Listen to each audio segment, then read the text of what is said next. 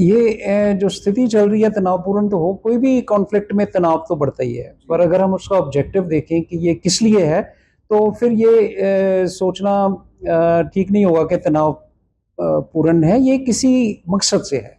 और जब मकसद क्लियर है लोगों को कि ये क्यों हो रहा है सब कुछ, तो फिर सब लोग एकजुट हो जाते हैं।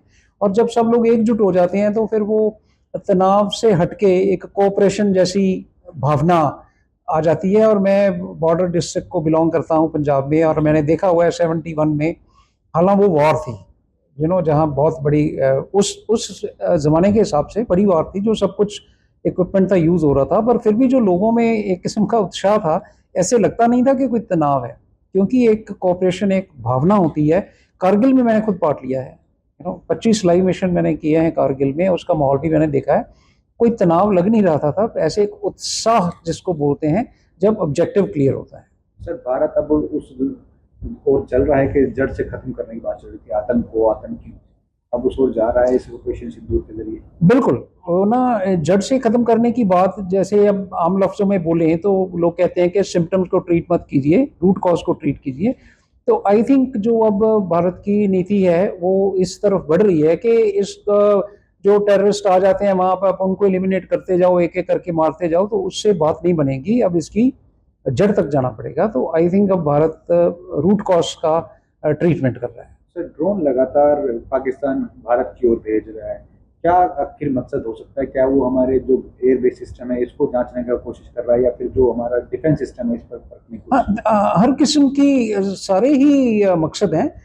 सर्वेलेंस का मकसद है, आपका रिएक्शन देखने का मकसद है, और आपको नुकसान पहुंचाने का मकसद है।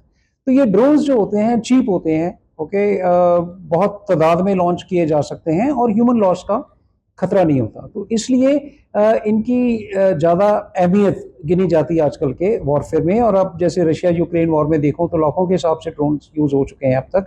तो इसलिए जो हमारे कॉन्टेक्स्ट में ये चिंता का विषय है from the damage point of view, क्योंकि ज़्यादा तादाद में लॉन्च किए जा सकते हैं, पर हमारे पास क्षमता है, एंटी ड्रोन सिस्टम्स हैं जो हमने टाइम से डेवलप किए हुए हैं, जो इन सबको देख सकते हैं, जो इनसे हमें सेफ रख सकते हैं। सर, कल प्रधानमंत्री नरेंद्र मोदी जी से भी आपकी मुलाकात हुई, सभी अनुभवी पूर्व अफसर बुलाए गए, किस तरह से देखते हैं मुलाकात? वो देखिए बहुत अच्छा एक स्टेप था, जहाँ के हमने देखा प्रधानमंत्री जी जनरली चीफ से मिल रहे हैं। जैसे आपने सुना होगा, सेनाओं को बोला कि भी आपको खुली छूट दे दी है, वो खुली छूट डिसीजन मेकिंग की है कि भाई आप अपने अनुभव से बताइए कि क्या कर सकते हैं। अब उन्होंने वहां तक सीमित नहीं रखा। ये एक होती है लीडरशिप की जो सीरियसनेस टुवर्ड्स ए ऑब्जेक्टिव।